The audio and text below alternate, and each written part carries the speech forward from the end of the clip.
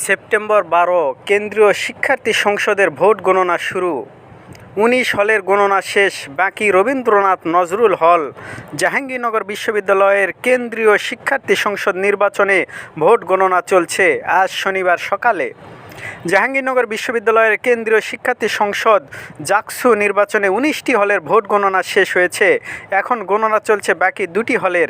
বিশ্ববিদ্যালয়ের সিনেট হলে এই ভোট গণনা চলছে। আজ শনিবার দুপুর 12:30টার দিকে জাকসু নির্বাচন কমিশনের সদস্য অধ্যাপক লুৎফুল এলাহী একথা জানান। জাকসু নির্বাচন কমিশনের এই সদস্য বলেন, এখন বিশ্বকবি রবীন্দ্রনাথ ঠাকুর হল ও জাতীয় কবি কাজী নজরুল ইসলাম হলের ভোট গণনা চলছে।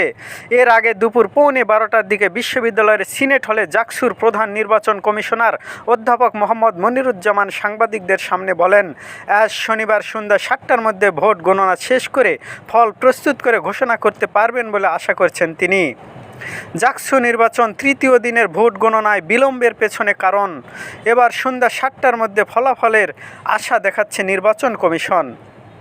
জাকসুর প্রধান নির্বাচন কমিশনার অধ্যাপক মোহাম্মদ মনিরুজ্জামান জাহাঙ্গীরনগর বিশ্ববিদ্যালয়ে আজ শনিবার সন্ধ্যা 7টার মধ্যে ভোট গণনা শেষ করে ফল প্রস্তুত করে ঘোষণা করতে পারবেন বলে আশা করছেন প্রধান নির্বাচন কমিশনার অধ্যাপক মোহাম্মদ মনিরুজ্জামান। বেলা 12:15টার দিকে বিশ্ববিদ্যালয়ের সিনেট হলে তিনি একথা বলেন। নির্বাচনের ফলাফল কখন হতে পারে? সাংবাদিকদের এমন প্রশ্নের উত্তরে মনিরুজ্জামান বলেন, গণনার কাজের পরে ফলাফল ঘোষণার জন্য প্রস্তুতি আছে, সেখানে সময় লাগবে। আনুমানিক সন্ধ্যা 7টার মধ্যে ফল ঘোষণা করতে পারবেন বলে তিনি জানান।